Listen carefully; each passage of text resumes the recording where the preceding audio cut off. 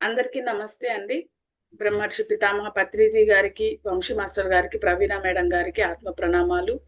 ఆశ్రమ సదస్యులు బుక్ రచయిత అయిన టార్కం సెల్డారియన్ గారికి ఆత్మ ప్రణామాలు. ఈ జ్ఞానాన్ని వినడానికి వచ్చిన మీ అందరికీ కూడా కృతజ్ఞతలు అండి. ఈరోజు మనము శిష్యరికం చాప్టర్ కంటిన్యూ చేసుకోబోతున్నామండి. లాస్ట్ లైన్ ఒక్కసారి చదువు. Last question చదువుతానక్క. క్వశ్చన్స్ ఇవి.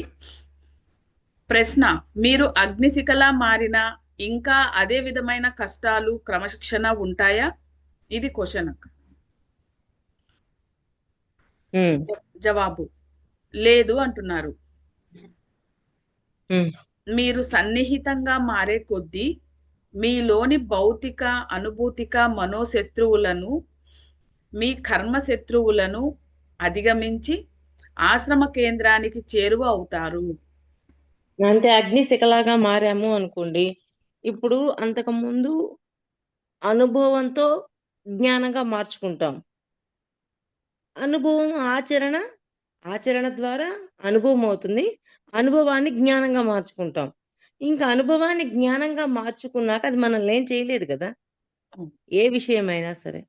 అలాగా ఆ జ్ఞానం పూర్తిగా మీ లోపల వచ్చినప్పుడు దాని నుంచి ఏ ప్రాబ్లం మళ్ళీ మీకు తిరిగి ఎదురవ్వదు.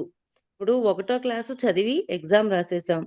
అలా 1, 2, 3, 10 ఎగ్జామ్ 10వ క్లాస్ దాకా చదివి ఎగ్జామ్ రాసేసాం.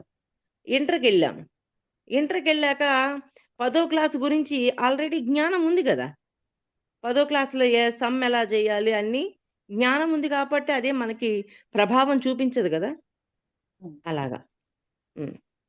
కానీ బాహ్యం నుంచి మీపై దాడులు పెరుగుతాయి. అంటే అనుభవ జ్ఞానం అయిపోయింది కదా అని దాడులేం పెరగకుండా ఉండవు. బయట దాడులు ఎదురవుతూనే ఉంటాయి, కానీ లోపల న్యూట్రల్లో ఉంటది.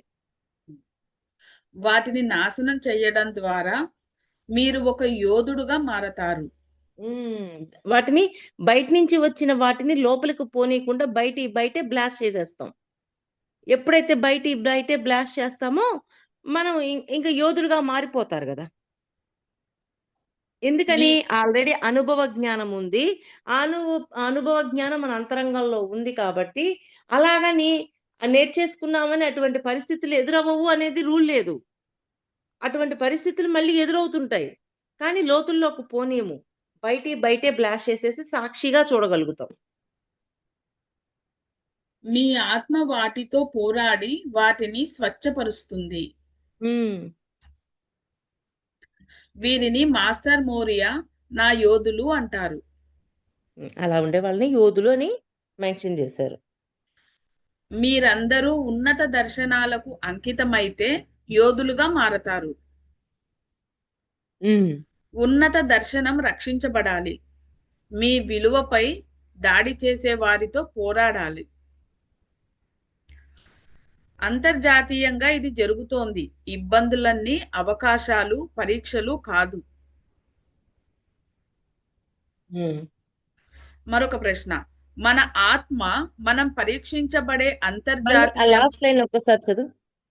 Last 2 lines. మీ విలువలపై దాడి చేసే వారితో పోరాడాలి. అంతర్జాతీయంగా ఇది జరుగుతుంది. ఇబ్బందులన్నీ అవకాశాలు, పరీక్షలు కాదు. ఓకే, ఇబ్బందులన్నీ అవకాశాలు, పరీక్షలు కాదు. అంటే ఇంకా పరీక్ష అనేది ఎట్లా ఉంటుంది? ఫస్ట్ టైం రాసేటప్పుడు పరీక్ష అవుతుంది, కానీ ప్రతిసారి పరీక్ష ఎట్లా అవుతుంది? ఆల్రెడీ వాడికి అనుభవ జ్ఞానం అయిపోయి జ్ఞానంగా మారిపోయింది కదా. ఇంకా 10వ క్లాసు ఫస్ట్ టైం రాసేటప్పుడు ఎగ్జామ్ అని ఫీల్ అవుతాం. తర్వాత ఒకవేళ ఇంటర్లో 10th క్లాసు సమ్స్ మళ్ళీ ఊరికే వచ్చాయి అనుకో, అదేమి ఇబ్బందిగా ఫీల్ అవ్వం, ఎగ్జామ్గా ఫీల్ అవ్వం కదా. టకటకా చేసుకుని వెళ్ళిపోతాం అలా. మరొక ప్రశ్న: మన ఆత్మ మనం పరీక్షించబడే అంతర్జాతీయంలో జన్మ తీసుకునేటట్లు చేస్తుందా? ఇది ప్రశ్న. జవాబు: లేదు అంటున్నారు. ఆత్మ అంతర్జాతీయం. మీ కర్మ మీరు ఇప్పుడు నివసిస్తున్న దేశానికి, జాతికి మీరు చేసిన హాని మీరు అక్కడికి తిరిగి వచ్చేటట్లు చేస్తుంది. ఆత్మ అంతర్జాతీయం అక్క. ఆత్మ అంతర్జాతీయం. క్వశ్చన్ చదువుతాను అక్క ఫస్ట్. మన ఆత్మ మనం పరీక్షించబడే అంతర్జాతీయంలో జన్మ తీసుకునేటట్లు చేస్తుందా? మన ఆత్మ మనం పరీక్షించబడే అంతర్జాతీయంలో జన్మ తీసుకునేటట్లు చేస్తుందా? ఉమ్, జవాబు లేదు అంటున్నారు. ఉమ్, ఆత్మ అంతర్జాతీయం. మీ కర్మ మీరు ఇప్పుడు నివసిస్తున్న దేశానికి, జాతికి మీరు చేసిన హాని మీరు అక్కడికి తిరిగి వచ్చేటట్లు చేస్తుంది. పాయింట్ బాగా అర్థం చేసుకోండి. మళ్ళీ మీ చెప్పు కర్మ మీరు నిదానంగా. మీ కర్మ మీరు ఉమ్, ఇప్పుడు నివసిస్తున్న దేశానికి, ఉమ్. జాతికి మీరు చేసిన హాని మీరు అక్కడికి తిరిగి వచ్చేటట్లు చేస్తుంది. అంటే ఆ కర్మ ఆ ప్రదేశానికి ఆ ప్రదేశంలో జన్మ తీసుకునేటట్లుగా చేస్తుంది. చేస్- ఉమ్, దేశానికి, జాతికి మీరు చేసిన హాని మీరు అక్కడికి తిరిగి వచ్చేటట్లు చేస్తుంది. ఆత్మ అనేక నక్షత్ర మండలాలకు చెందినది. అంటే ఇదొక భూమి అనే ఒకదానికే సంబంధించింది కాదు. అది ఎన్నో నక్షత్ర మండలాలకు సంబంధించింది. ఎందుకంటే వాటి యొక్క ఆ అంశాలని, వాటి యొక్క సహజీవ వాటి నుంచి వచ్చిన జీవాత్మల్ని ఎన్నో నక్షత్ర మండలాల్లో రిలీజ్ చేసి ఉండుండొచ్చు. మనం చెప్పలేం. ఒక్కొక్కటి ఒక్కొక్క రకంగా ఉంటది. అందుకని ఆయన ఆ మాట చెప్తున్నారు. ఈ సౌర దేవదూతకు ఏ దేశము లేదు. ఉమ్, ఒకసారి మనం నిశితంగా చూస్తే జాతీయవాదం, జాత్యహంకారాలు, విశ్వంలో ఉన్న అత్యంత అవివేక విషయాలు అవి మానసిక పరిమితులు. ఉమ్, ఆ విషయాల గురించి మాట్లాడకూడదు. అందుకే ఈ ఆశ్రమ విషయాలు మాట్లాడుతున్నాం. మీ కర్మను అనుసరించి మీరు ఒక జాతిలో, దేశంలో పుడతారు, అంతేకాని ఆత్మ కోరిక కాదు. కర్మను అనుసరించి పుట్టారు. కర్మను అనుసరించి పుట్టారు కాబట్టి అక్కడ అనుభవాన్ని ఆత్మ తీసుకుంటది. తీసుకో. ప్రశ్న: మీ కలశంలో ఉన్న దానికంటే కర్మ ప్రభావం ఎక్కువ ఉంటుందా? ఇది పై ప్రశ్న. ప్రశ్న, పైది ప్రశ్న ఆన్సర్ ఒకసారి చదువు మాధవి. ఆ, ప్రశ్న: మన ఆత్మ మనం పరీక్షించబడే అంతర్జాతీయంలో జన్మ తీసుకునేటట్లు చేస్తుందా? దాని ఇష్టానుసారం ఇస్తుందా అని జన్మ ఆ, ఆ, ఆత్మని బట్టి ఉంటుందా కర్మని బట్టి ఉంటుందా అని. అంతే అక్క. జవాబు లేదు. ఆత్మ అంతర్జాతీయం.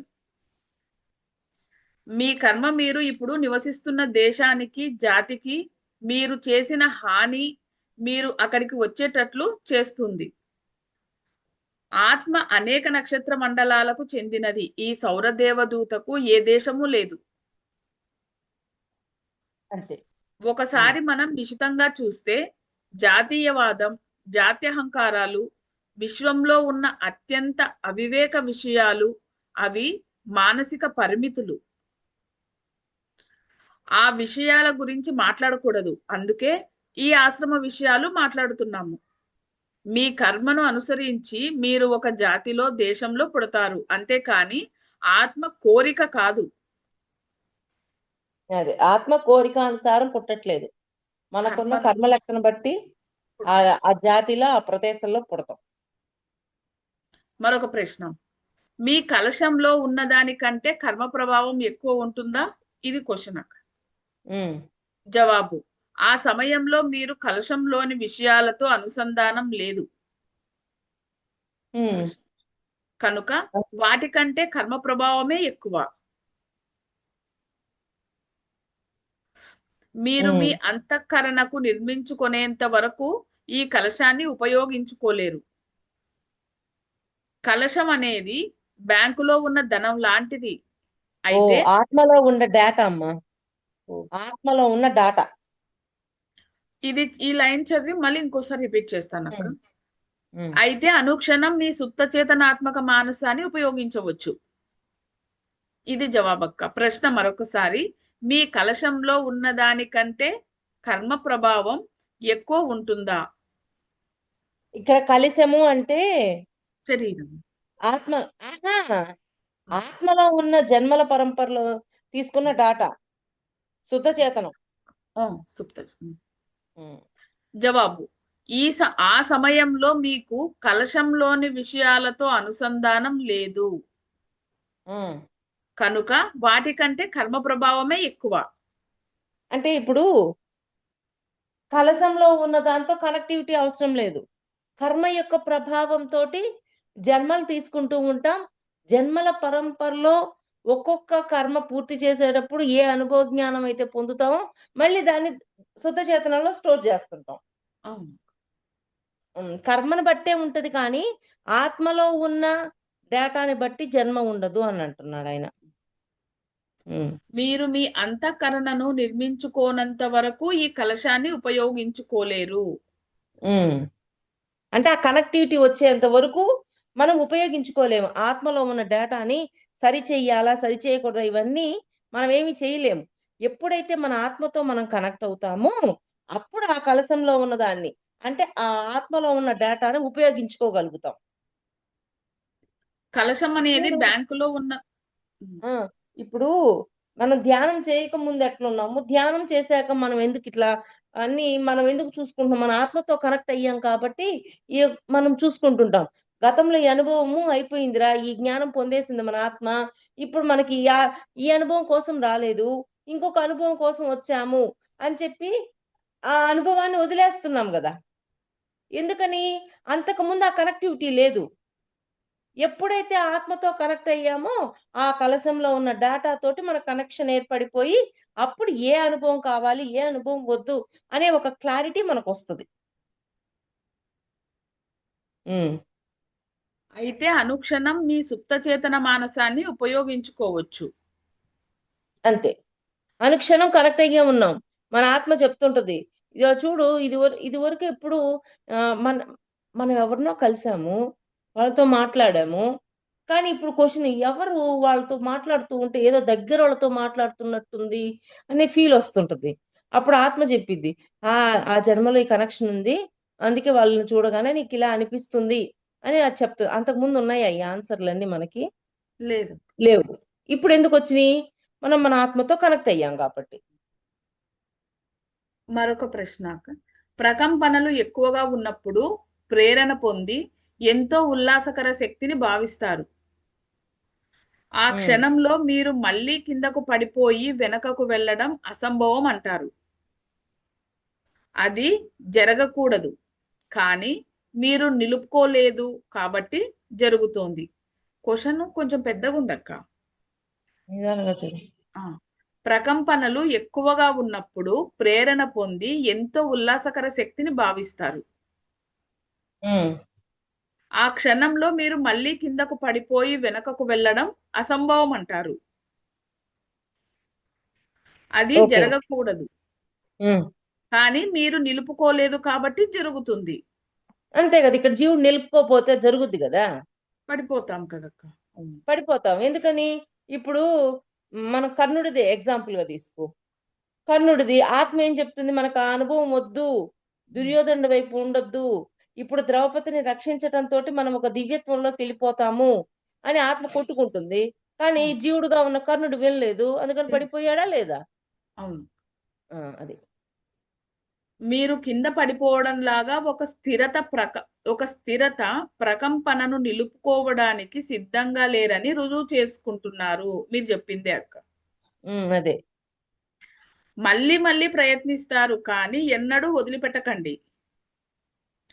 వదిలిపెట్టడానికి అనేక కారణాలు ఉంటాయి, కానీ శిఖరాన్ని చేరే ప్రయత్నాన్ని మానకండి. అంటే వదిలిపెట్టడానికి కారణాలు ఉంటాయి కానీ వదలొద్దు, కానీ ముందుకెళ్ళండి. సైతాను స్నేహితుల రూపంలో కూడా వస్తుంది.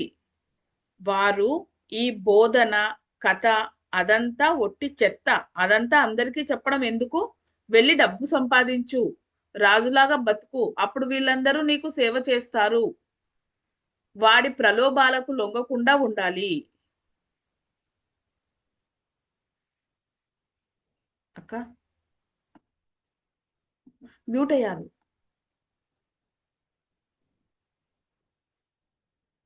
ఒక్క నిమిషం మాధవి.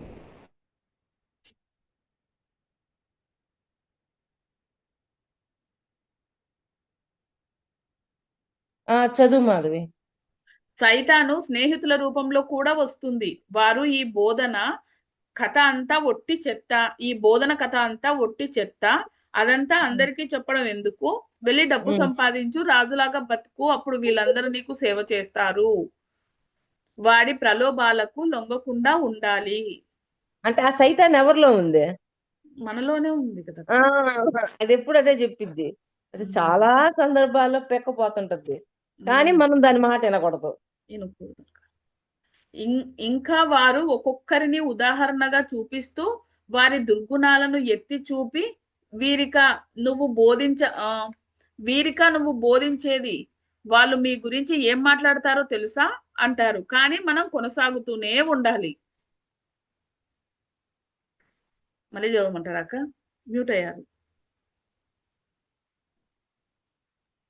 చెప్పమ్మా. ఇంకా వారు ఒక్కొక్కరిని ఉదాహరణగా చూపిస్తూ వారి దుర్గుణాలను ఎత్తి చూపి వీరిక నువ్వు బోధించేది వాళ్ళు మీ గురించి ఏం మాట్లాడతారో తెలుసా అంటారు. కానీ మనం కొనసాగుతూనే ఉండాలి. అది చెప్పినా వినకూడదు. మన పని మనం చేసుకుంటూ పోవాల్సిందే. ఇవాళ శిఖరాగ్రం మీద కూర్చున్నా రేపు మళ్ళీ కిందే ఉంటాము. ఇవాళ శిఖరాగ్రం మీద కూర్చున్నా రేపు మళ్ళీ కిందే ఉంటాం. ఒక చిన్న ఆలోచన ఉద్వేగమో ఫోన్ కాలో రాగానే దర్శనాన్ని వాగ్దానానికి వ్యతిరేకంగా మారిపోతాము. మీరు 77 తప్పులు చేసినా పట్టించుకోవద్దు, మళ్ళీ ప్రయత్నించండి. అధిష్టాన బోధన ఇది. మీరు మళ్ళీ మళ్ళీ తప్పు చేసినా వదిలిపెట్టొద్దు. ఈ ఆశ్రమం ఒక ప్రయోగశాల. మనం రూపాంతరను చెందుతున్నాము. ఇక్కడ పనిచేసే వారికి ఏం జరుగుతుందో తెలుసు. ఇక్కడ మీ వ్యక్తిత్వాల ప్రమేయం ఉంది.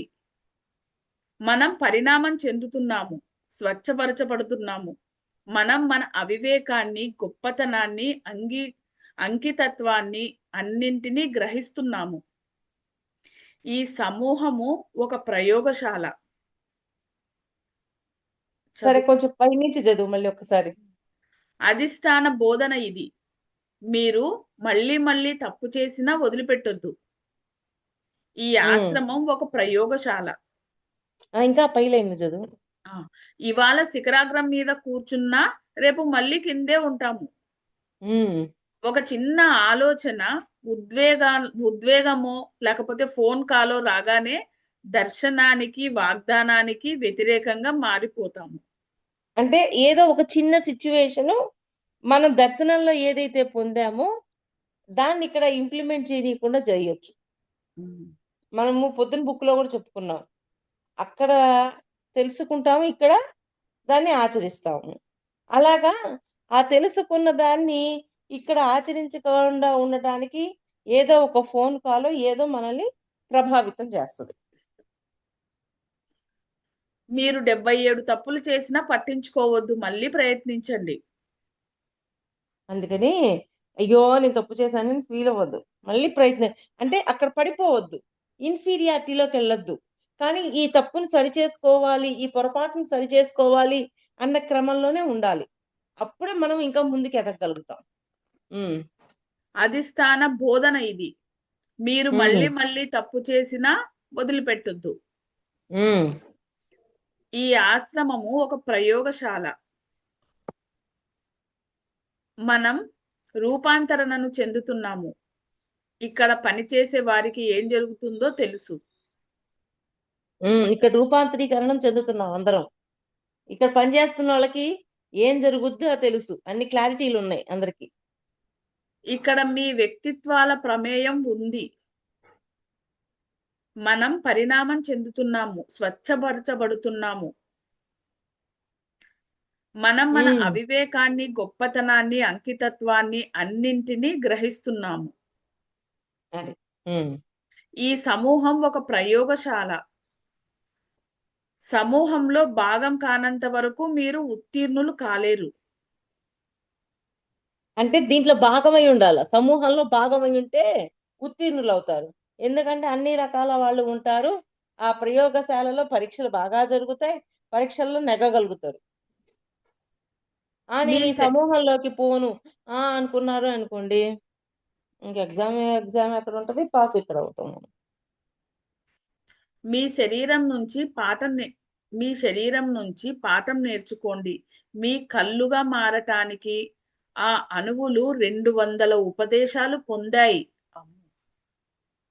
ఉమ్, అవి మీ శరీరంలోని భాగం కాకపోతే వాటికి ఎన్నటికీ కంటి అణువులుగా ఉండే అవకాశమే ఉండేది కాదు.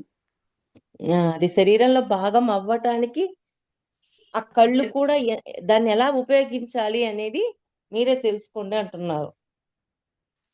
మీ శరీరం అవయవాలన్నీ ప్రేగులు, కళ్ళు, చెవులు, గ్రంథులు అన్నీ మానవ శరీరం అనే పెద్ద సమూహంలోని చిన్న సమూహాలు. ఏందక్క? క్రీస్తు మీరు నా శరీరంలోని భాగాలు అని చెప్పినప్పుడు సూచించింది ఇదే, సమూహం యొక్క శరీరం. ప్రశ్న: మీరు ఎరుక లేనప్పుడు శిఖరం మీద నుంచి జారిపోతారా లేదా ఎప్పుడూ ఎరుకతో ఉంటారా? ఇది ప్రశ్న. ఎరుక లేనప్పుడు శిఖరం మీద నుంచి జారిపోతారా లేదా ఎప్పుడూ ఎరుకతో ఉంటారా? ఎరుక లేకపోతే ఏమవుతుందో క్లారిటీ ఇచ్చాడుగా ఆయన. జవాబు: అది ఎరుక ఉండడమో లేకపోవడమో ఎవరు పట్టించుకుంటారు? కిందకు జారినప్పుడు ఫలితం ఒక్కటే. హఠాత్తుగా మీరు ఎవరి గురించి అయినా సరికాని మాటలు మాట్లాడుతుంటే మీకు మీరే ఆశ్చర్యపోతారు. మళ్ళీ ప్రయత్నించండి. సృజనాత్మకత మరియు సేవలు చాలా వరకు కొన్ని ఓటములు, ఇబ్బందుల మీదే ఆధారపడి ఉంటాయి. అత్యున్నతమైన దాని కోసం ఆకాంక్షించండి. అయితే మీకంటే పైన ఉన్నవారెవరు వారి గురించి మీకంటే పైన ఉన్నవారెవరో వారి గురించి ఆలోచించండి. ఆ క్షణంలోనే మీరు అత్యున్నతులుగా మారతారు, రుజువు చేస్తారు. మళ్ళీ చదవాలేను. అత్యున్నతమైన దాని కోసం ఆకాంక్షించండి. అయితే మీకంటే పైన ఉన్నవారెవరు వారి గురించి ఆలోచించండి. అంటే సీనియర్లుగా ఉన్న వాళ్ళ గురించి ఆలోచించు. ఆ క్షణంలోనే మీరు అత్యున్నతులుగా మారతారు, రుజువు చేసుకుంటారు. అంతే. అంటే బాబా అంటే ఇప్పుడు బాబా వీళ్ళందరూ చాలా సీనియారిటీలో ఉన్నారు. వాళ్ళ గురించి ఆలోచిస్తూ ఉన్నప్పుడు వాళ్ళ నుంచి మనకు ఆదేశాలు వస్తుంటాయి. మనం ఇంకా ఉన్నతంగా ఎదుగుతాం. అది క్రమంగా అతను తనను మరింత స్వచ్ఛపరుచుకొని సామూహిక చైతన్యాన్ని పెంపొందించుకొని సమూహ సేవ గురించి ఆలోచించటంతో అతని ఆరా అతని మాస్టర్ ఆరా వర్ణంలోకి మారుతుంది. అది ఆటోమేటిక్ గా ఎలా మారుతుందో చెప్తున్నారు. అతని మాస్టర్ హృదయానికి సన్నిహితమయ్యే కొద్దీ ఆ విధానం నడుస్తూ ఉంటుంది. అది తన స్థానాన్ని కనుగొనడం. పరిణామ క్రమంలో కామసేవలో ఇది ఎంతో ముఖ్యమైన 5వ ఉపదేశం తరువాత మనిషి అనుసరించే మార్గం.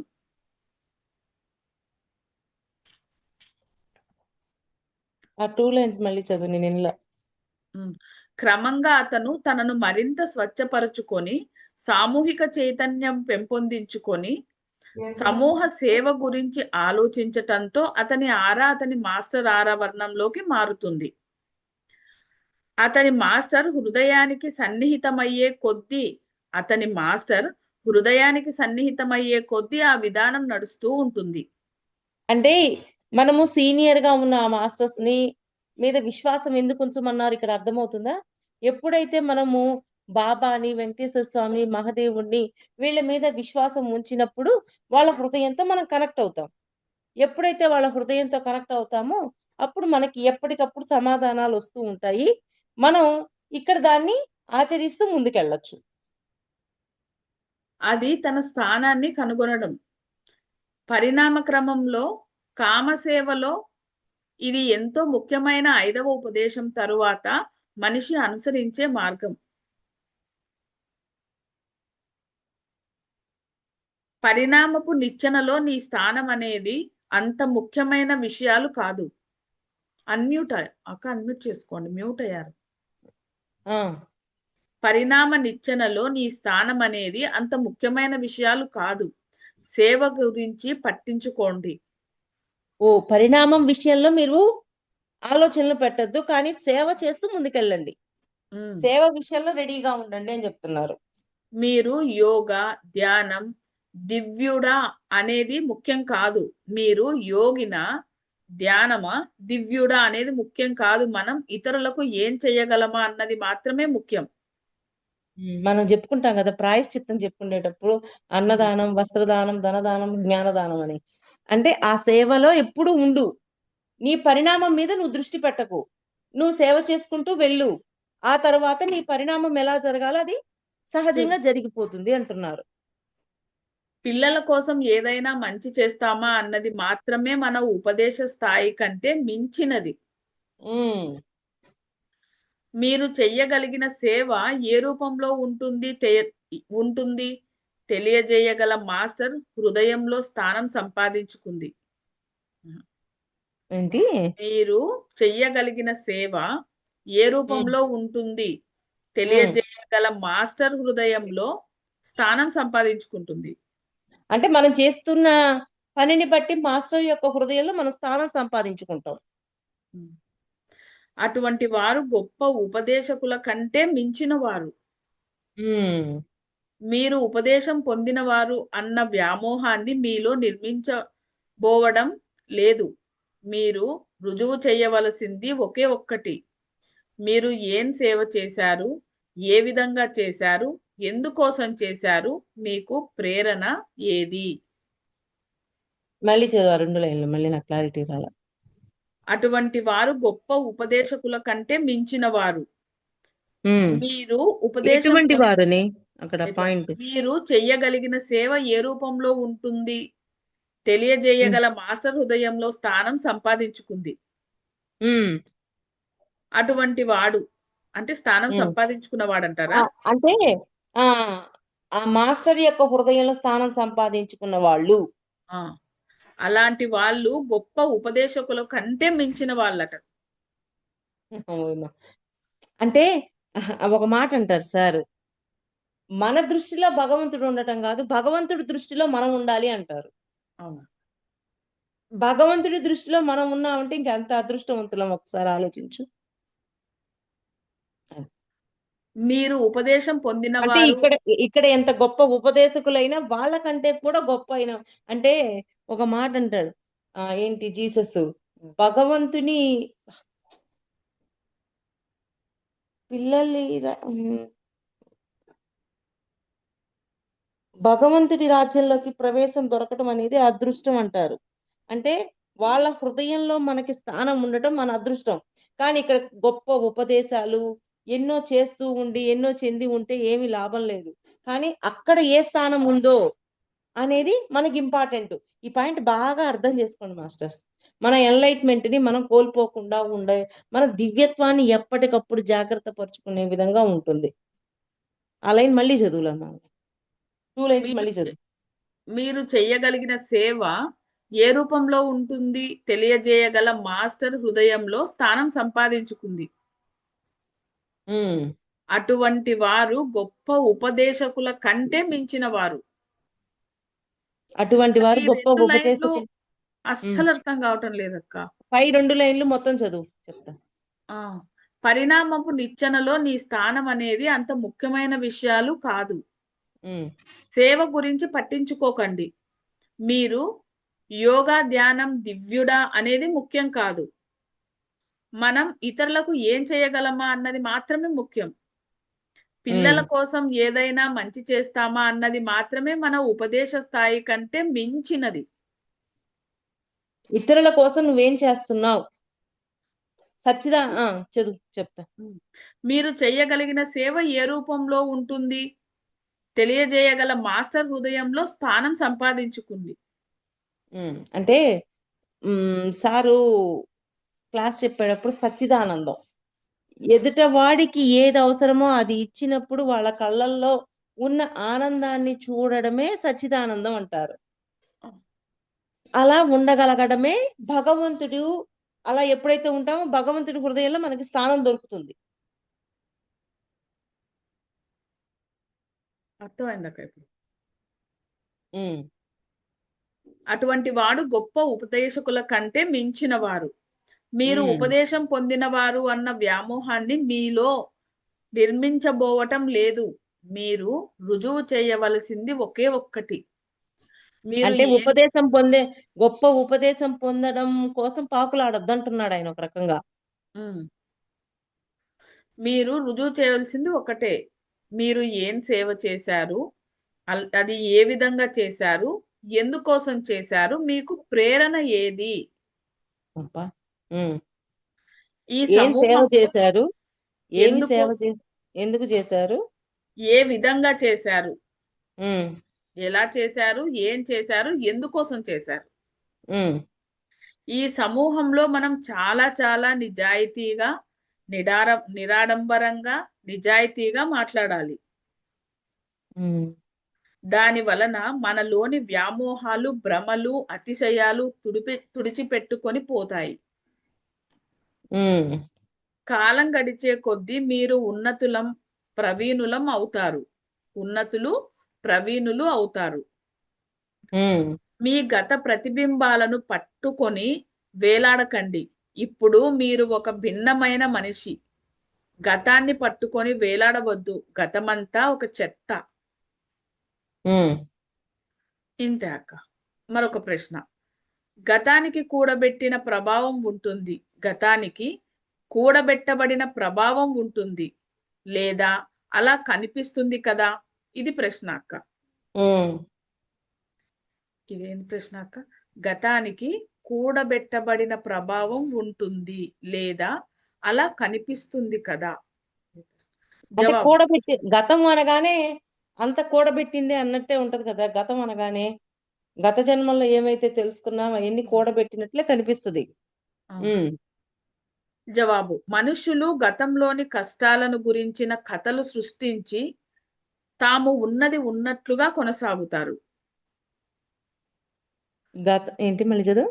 మనుషులు గతంలోని కష్టాలను గురించిన కథలు సృష్టించి తాము ఉమ్. ఉన్నది ఉన్నట్లుగా కొనసాగుతారు. అంటే ఆ కథలు సృష్టించుకొని మళ్ళీ అలాగే కొనసాగుతాం. అలా ఆ. కొనసాగకుండా ఉండాలి అంటున్నాడు ఆయన. అది ఆటని గుర్తించండి. అది ఆట అని గుర్తించండి. మీరు కావాలనుకుంటే ఒక్క క్షణంలో గతాన్ని నాశనం చేయవచ్చు.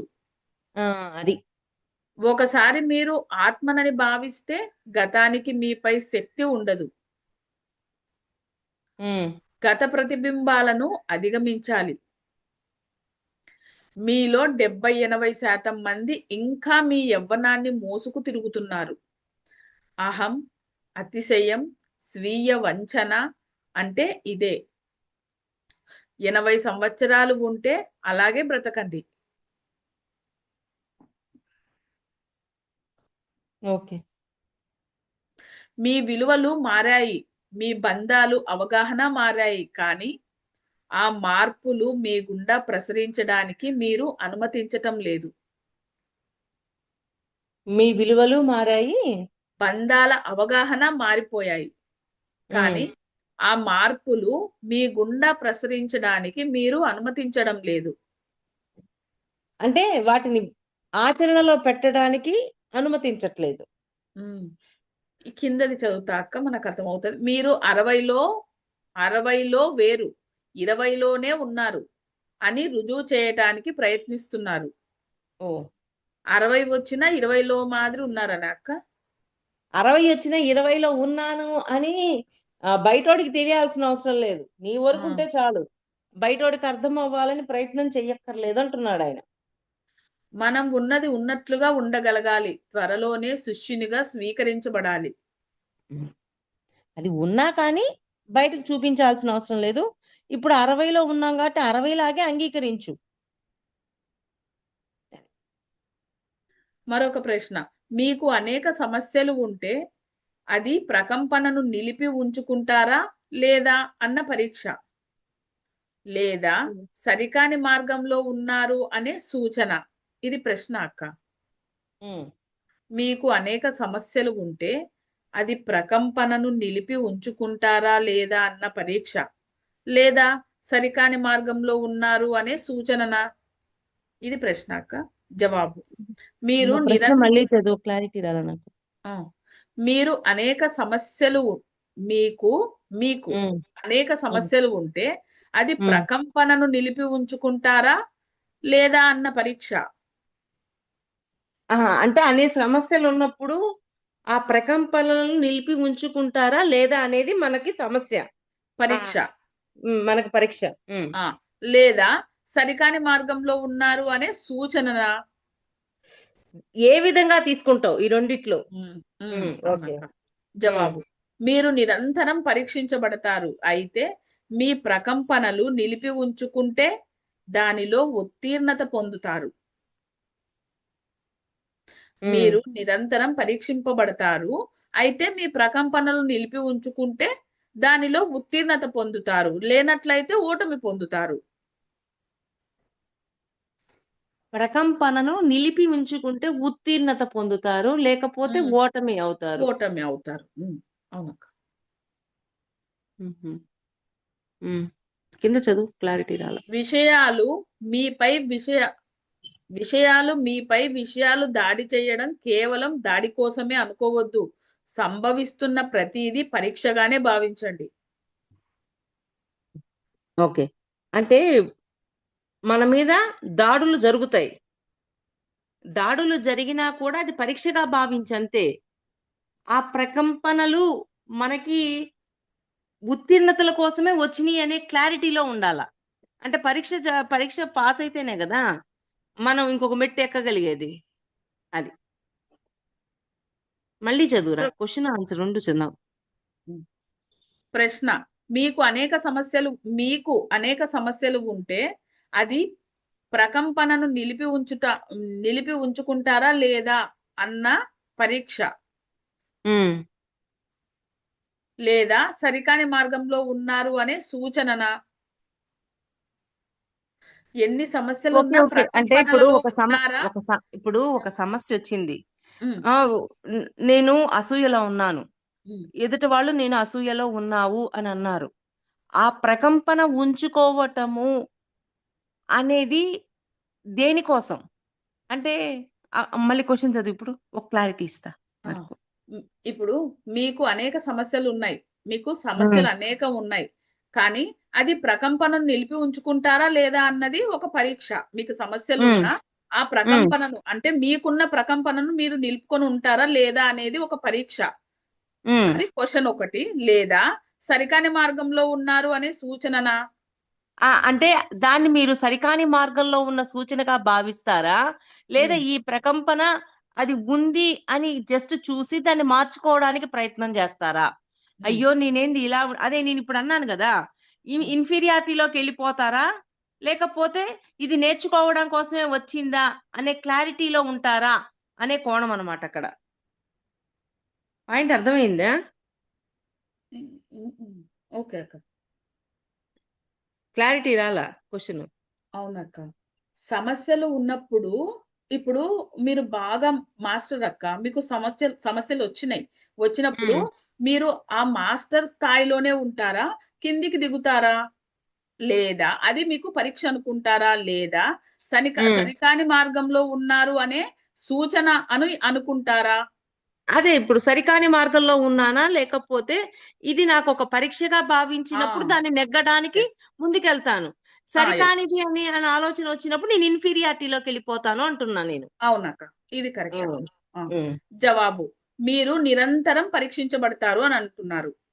ఉమ్. అయితే మీ ప్రకంపనలు నిలిపి ఉంచుకుంటే దానిలో ఉత్తీర్ణత పొందుతారు. ఎన్ని పరీక్షలు వచ్చినా మీ ప్రకంపనను ఉంచుకుంటే పాస్ అయిపోతాం కదక్క. ఉమ్. లేనట్లయితే ఓటమి పొందుతాము. ఎందుకు ఓటమి పొందుతాము? అంటే ప్రకంపనలను నిలిపి ఉంచుకుంటే దానిలో లెర్నింగ్ పూర్తి చేసుకుంటాం, ఉమ్, లేకపోతే దానిలో నేర్చుకోవడం కోల్పోతాం కాబట్టి ఓటమి పొందుతాం అని చెప్తున్నారు ఆయన. అవునక్క. అవును. ఉమ్. విషయాలు దాడి చేయడం కేవలం దాడి కోసమే అనుకోవద్దు. ఏ విషయాలైనా మీపై దాడి చేయడం దాడి కోసమే అనుకోవద్దు. సంభవిస్తున్న ప్రతిదీ కూడా పరీక్షగానే భావించండి అని చెప్తున్నారు. ఉమ్. ఇవన్నీ నా మీద దాడులు చేస్తున్నాయి నాకు అందుకే కదా కుంతీదేవి కృష్ణుడి దగ్గరికి వెళ్ళి నాకు కష్టాలు ఇవ్వు అని అడిగింది. ఊరికే అడిగిందే అవునక్క. ఏంది? ఆ అవును. ఆ పొద్దునే ఒక ఒక మేడం కూడా అంటుంది, మాకు సుఖం ఎక్కువైపోయి మాకు లెర్నింగ్ తగ్గిపోయింది, మాకు కష్టాలు కావాలి అని అంటుంది. ఓహో, అవునా అనుకుని నవ్వుకున్నాను నేను కూడా.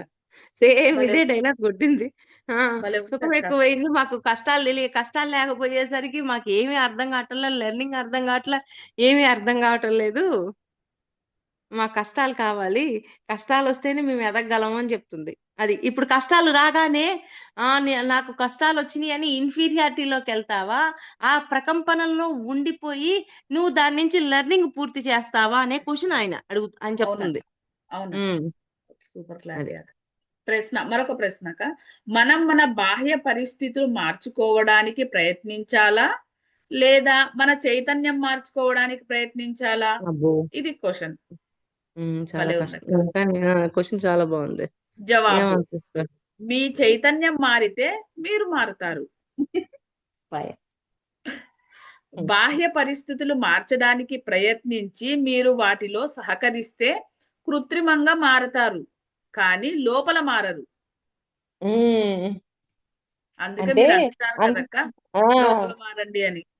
లోపల మారితే ఆటోమేటిక్ గా బయట అదే ప్రదర్శిస్తాం. ప్రదర్శిస్తాం. ఉమ్, తర్వాత మీరు ప్రేరణ మీ ప్రేరణ మారదు. మీరు ఎంతో చక్కగా ఉన్నామని నటిస్తూ ప్రజలను మోసం చేస్తూ ఉంటారు. మీ లోపల మారినప్పుడు మాత్రమే బయట కూడా మారుతుంది. లోపల యథాతథంగా ఉండి బయట మారినట్లు ఉండటం కపటత్వం, వంచన అవుతుంది. లోపలేమో కుళ్ళు కుతంత్రం ఉంచుకొని బయటకి ఏమో మారినట్లు ప్రవర్తిస్తే ఏదైనా అవని బయట లోపల ఒకే సద్గుణం ఉండాల. మన టాస్క్ అది. అందుకే డ్రీమ్స్ కనెక్ట్ అవుతున్నాం. ఉమ్. ఓకే ఫ్రెండ్స్, ఈ రోజుతో 10th చాప్టర్ కంప్లీట్ అయింది. రేపు 11th చాప్టర్ గురుపుత్రులుగా ఉండటం చదువుకుందాము. నమస్తే.